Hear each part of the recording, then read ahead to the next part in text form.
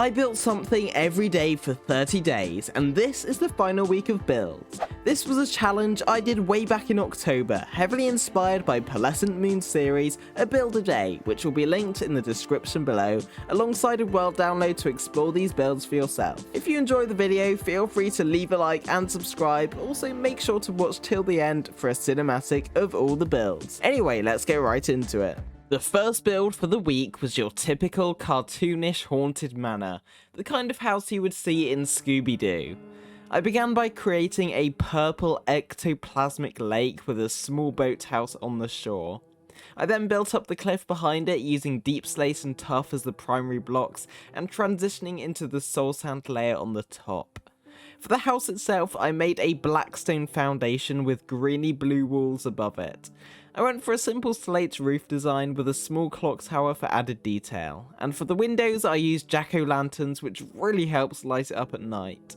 And here is the haunted mansion. I'm really fond of this. At the bottom we've got a boathouse with a drawbridge, and then there's some staircases going up to the mansion. The blackstone base of the haunted house itself really blends in with the soul sand and the cliff itself, which I think is cool, and it helps the walls stand out, and the slate roof as well also adds to that. I'm particularly a fan of the shape of these what are these called? The A-frames. I think that's really cool. And I also love the color palette for the walls, all the greens and blues. I think it turned out really nicely. And it also contrasts quite nicely with the bright orange windows. Finally, we've got the clock tower, which I think is a pretty neat design, and a little bell tower at the top using a player head and a gold block, which I think turned out really nicely. This next build is an organic jack-in-the-box suggested by Ash's Den. I started with the floor design, opting for a more textured look with different shades of brown that mimic the patterns of a wooden floorboard. I built a classic stripy wallpaper with white skirting for the backdrop, then built up a nicely detailed box. I decided to use the 4 typical playing card symbols as images for each side of the box, which I think turned out really nicely. The jack-in-the-box itself was a lot more tricky to get right. The body is typically connected to a spring, while the head and arms are left to flail around on their own. It was really hard to try and convey these ragdoll style physics, but I think it turned out okay. The jack-in-the-box was really hard to do, and to be honest, I'm not 100% sold on the body of it. I think the head turned out quite nicely. I quite like the use of target blocks and then the invisible item frames for the eyes, and the player head for the nose. I think it's a pretty cool looking face, and I quite like the hat. But yeah, the body is a bit janky. It was really hard to get like the ragdoll style physics from it, but I think it turned out okay. In particular, I'm really fond of the box itself and the floor. It just looks really intricately detailed, and I think it turned out really nicely. Next up is a ghostly pirate ship. I began with the stormy sea using dark blue and grey blocks with glass to create the ocean effect. Due to the paranormal nature of the boat itself, as well as the unusual angle, I was able to go for a more organic shape, which made building it a lot more straightforward. All in all, it was a nice and quick build to get done, and I'm pleased with the outcome. And here we have a ghost pirate ship, and this looks really great. I'm particularly pleased with how the floor turned out. It's really nice and colourful with the blues and the turquoises, and then the grey stained glass creates a nice watery look. And then you've got also like the sea foam around it with the white stained glass and the calcite, which I think turned out quite nicely.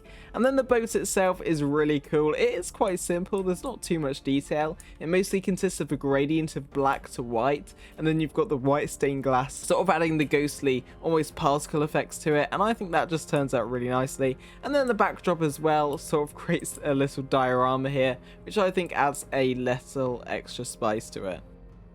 The Grim Reaper was an organic figure I definitely wanted to include this series. The build was mostly a grayscale palette that made use of light and dark tones to highlight certain features over others, and I'm quite pleased with the lighting on the face in particular. It allows the skull to be visible, yet also hidden within the hood at the same time. As you can probably tell for this one, I didn't have quite as much time, so the backdrop itself is a little more simple. but I decided to do a sort of organic of the Grim Reaper. This is pretty cool. I quite like how minimalistic the face is, but you can clearly tell it's a skull with the lighting for the cobblestone, with the deep slate as well. I think it turned out really nicely. I also like the shape of the build and the scythe. I used a lot of slabs and trapdoors and things for the arms themselves to make them look a bit bony. This turns out to create a nice little simplistic scene. It's nothing too special, but it is a nicely detailed build nonetheless. For the Plague Doctor, I began by planning out each part of the body with bright grid texture blocks such as gold and diamond. I then went in and painted it with some brown and orange blocks for added detail. I used soul sand for the floor with a dirt path and some buttons and pressure plates to transition it nicely, and then a bright green eerie background to stand out against the brown of the Plague Doctor. This is a medieval Plague Doctor, and I know these are technically meant to be healers and meant to be good for you, but there's something really creepy about the mask.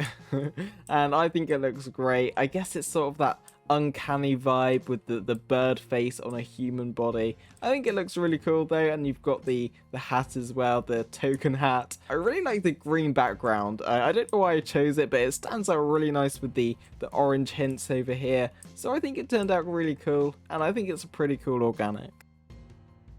When doing the Steampunk House, I began with the terrain, using various yellow and orange blocks to get a nice warm grass colour. The house itself took a number of attempts to get right, but once I had a good shape and colour palette, it was fairly straightforward to work with.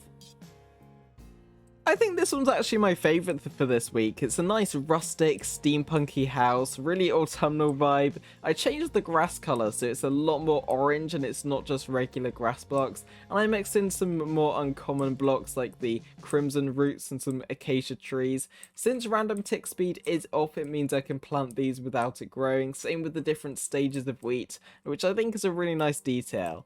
The cogs themselves here don't really make much sense, but I think they're pretty cool anyway, and some pipes. I imagine it's pulling in the seawater or something for whatever reason. And then the house itself is also really cool. I like the chimney. The orange roof is made up of quite a lot of obscure blocks, but I think it comes together really nicely in a gradient from orange to yellow.